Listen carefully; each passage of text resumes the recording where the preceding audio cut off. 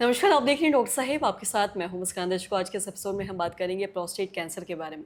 हम ये जानेंगे कि प्रोस्टेट कैंसर के जो लक्षण हैं वो क्या कुछ है, और इसी बारे में तमाम जानकारी लेने के लिए आज हमारे साथ मौजूद हैं बिहार के जाने-माने यूरोलॉजिस्ट डॉक्टर राजेश कुमार। आपको बता दें कि ये हेड ऑफ डिपार्टमेंट है यूरोलॉजी में, और साथ ही साथ आपको बता दें कि ये आईजीएमएस में कार्यरत है। सर नमस्कार, बहुत-बहुत स्वागत है आपका। सर, अगर हम प्रोस्टेट कैंसर की बात करें तो मैं आपसे जानना चाहूँगी प्रोस्टेट कैंसर का जो लक्षण है उस बारे में थोड़ा बताएँ कि इसके शुरुआती लक्षण क्या है, जिससे लोग समझ पाएँ कि कहीं न कहीं वो कैंसर से ग्रसित और डॉक्टर से दिखाने की ज़रूरत है? कैंसर प्रोस्टेट पहले तो ये जानना चाहिए कि ये पुरुषों का सेकंड मोस्ट कॉमन कैंसर है, हुँ, बहुत कॉमन है। दूसरा, ये यूजुअली 45 और 50 साल के उम्र के बाद के व्यक्तियों में होता है, पुरुषों में होता है। इसलिए 50 साल के आसपास फिफ्थ डिकेड में कोई पुरुष हो और उनको बार बार पेशाब हो रहा हो, पेशाब धीरे धीरे हो रहा हो, पेशाब में खून आ रहा हो, रात में कई बार उठना पड़ रहा हो पेशाब करने के लिए, तब उनको किसी यूरोलॉजिस्ट से मिलके ये ज़रूर जांच कराना चाहिए कि ये जो पेशाब करने में रुकावट हो रहा है ये किस कारण से हो रहा है। दो मुख्य कारण हैं जो प्रोस्टेट से रिलेटेड हैं। प्रोस्टेट में दो तरह की वृद्धि होती है 50 साल के उम्र के ऊपर के व्यक्ति पुरुषों में। हुँ, एक को हम लोग बोलते हैं बेनाइन प्रोस्टेटिक हाइपरप्लेसिया हुँ, और एक कैंसरस प्रोस्टेट होता है। तो हुँ, दोनों में प्रोस्टेट का साइज़ बढ़ता है और प्रोस्टेट का साइज़ जब भी बढ़ता है तो मूत्र नली जो गुजरती है वो प्रोस्टेट ग्रंथि के बीच से गुजरती है।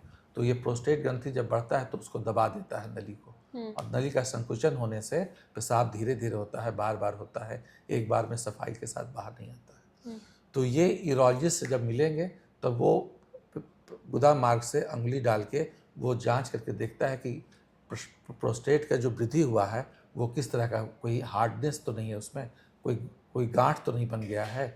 अगर गांठ बन गया है, बहुत हार्ड है, तो ये सस्पिशन जगता है मन में डॉक्टर के कि ये कैंसर प्रोस्टेट भी इस पेशेंट में हो सकता है।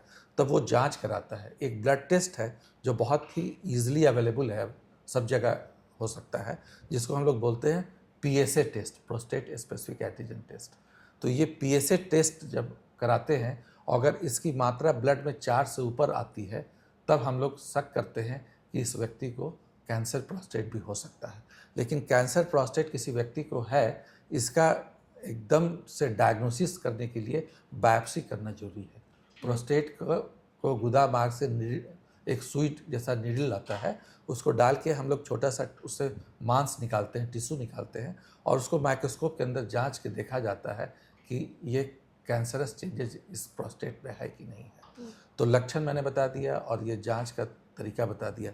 लेकिन जैसे ही लक्षण हो 50 साल के ऊपर के पुरुषों में, पेशाब संबंधी कोई भी दिक्कत हो, तो यूरोलॉजिस्ट से मिलके उनको ये साफ करा लेना चाहिए कि ये प्रोस्टेट में जो वृद्धि हो रही है या रुकावट हो रहा है ये किस तरह का है, ये कैंसरस है कि नॉन कैंसरस है। नॉन कैंसरस है तो उसका इलाज डिफरेंट है, और अगर कैंसरस है तो उसका इलाज डिफरेंट है। जी। और साथ ही सर, अगर हम प्रोस्टेट कैंसर की बात करें तो अगर किसी को कोई ग्रसित हो जाते हैं कैंसर से, प्रोस्टेट कैंसर से, तो इसमें बचने का कितना चांस है? क्या लोग ठीक हो जाते हैं इसका इलाज करवाने से? बिल्कुल, जब भी किसी कैंसर को कोई डॉक्टर डायग्नोस करता है किसी अंग के कैंसर का, तो पहले डायग्नोसिस, जैसे मैंने बताया, बायोप्सी के द्वारा डायग्नोसिस होता है उसका। उसके बाद हम लोग स्टेजिंग करते हैं कि ये किस स्टेज का है। हुँ, अगर ये अर्ली स्टेज का कैंसर है, हुँ, जैसे अर्ली स्टेज का कैंसर का मतलब हुआ कि ये कैंसर अभी प्रोस्टेट के अंदर ही सीमित है, हुँ, प्रोस्टेट की बाउंड्री के बाहर नहीं, शरीर में कहीं नहीं फैला है। हुँ, तो अगर वो प्रोस्टेट के बाउंड्री के अंदर लिमिटेड है तो सेकाई और सर्जरी के द्वारा ये पूर्ण निदान संभव है। जी, वो पूर्ण तरह से स्वस्थ हो सकता है, कैंसर से उसको मुक्ति मिल सकती है। हुँ, लेकिन अगर ये कैंसर प्रोस्टेट के बाउंड्री के बाहर फैल गया है, मतलब इसका स्टेज बढ़ गया है, दूसरे अंगों में भी फैल गया है, जैसे कैंसर प्रोस्टेट सबसे कॉमनली हड्डियों में, रीढ़ की हड्डी में, कूल्हे की हड्डियों में फैलता है। हुँ, इसके अलावा वो लिम्फ नोड में फैलता है, लीवर में जा सकता है, लंग्स में जा सकता है।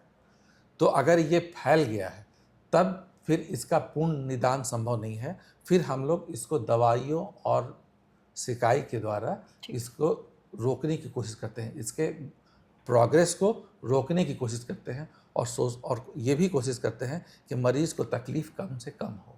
जी, सर बहुत-बहुत शुक्रिया तमाम जानकारी देने के लिए। तो आशा करते हैं दर्शकों कि आप भी समझ पाए होंगे कि प्रोस्टेट कैंसर का जो शुरुआती लक्षण है वो क्या कुछ है। अगर आपको भी ऐसे कोई भी लक्षण दिखते हैं, ख़ासकर 50 साल के बाद, तो आप ज़रूर जाके अपने आस-पास के यूरोलॉजिस्ट से मिलें, वरना हो सकता है ये किसी बड़ी बीमारी का भी कारण हो सकता है, कैंसर का कारण हो सकता है। तो आशा करते हैं जो तमाम जानकारी है आपके लिए लाभदायक रही। तो आज की इस वीडियो में इतना ही। अगर आपने अब तक हमारे चैनल को सब्सक्राइब नहीं किया है तो तुरंत कर लें, साथ ही हमारे फेसबुक पेज को लाइक करें। वीडियो देखने के लिए आपका धन्यवाद।